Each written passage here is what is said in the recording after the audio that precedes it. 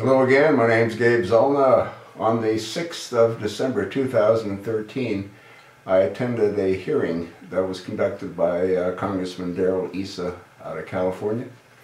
And the purpose of the hearing was to allow 6 individuals that were adversely affected by this abomination, Obamacare.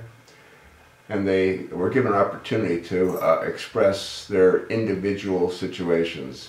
It was actually very sad. The first person that spoke lived in a small town outside of Phoenix. And she was paying, I think, $370 a month for the health care for both herself and her family.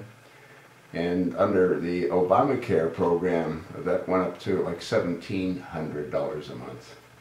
So from $371 to $1,700 a month.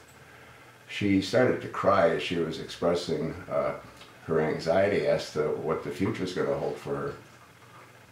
It's really insane. Another lady who's going through a divorce, or she's recently divorced, she's experiencing similar issues. In her case, the difference wasn't that dramatic, and because she has a low income, they're going to subsidize her health care, and so it'll cost her a little more than it did previously, but the deductible is much higher, and obviously the services are less.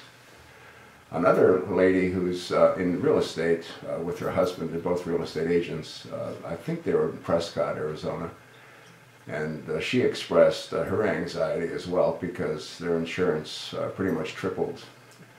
And fortunately, because of the extension for another year, they've got somewhat of a reprieve, but she doesn't have a clue as to what she's going to do. None of them had a clue as to what they're going to do once that reprieve cancels, which would be towards, I imagine, December of 2014. I've made numerous videos on this topic with regard to what I see coming down the pike.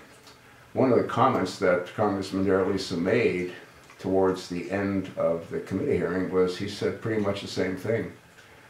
In a meeting that he participated, the discussion was pretty much around what they saw coming down the pike, and it's single payer. Yeah.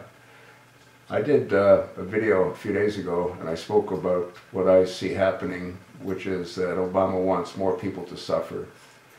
And what's going to happen in 2014 is, again, the employee mandates are going to kick in. And once they kick in, there'll be, what, 130 million additional people without health care insurance. And then Obama will come in and offer a solution. And the only solution that will be available is single payer. Now, I don't know if you all know what single payer means. What it means is it's all run by the government. So the doctors will all work for the government. The nurses will all work for the government. And the government will determine who gets what when. And as I've said in previous videos as well, Obama doesn't have any love for the elderly. And they're not a necessity to further his agenda. So they'll be deprived and denied insurance. We know how this Democratic Party functions. They have no regard for any other party other than their own. So you think maybe Republicans and maybe even independents might find themselves denied health care?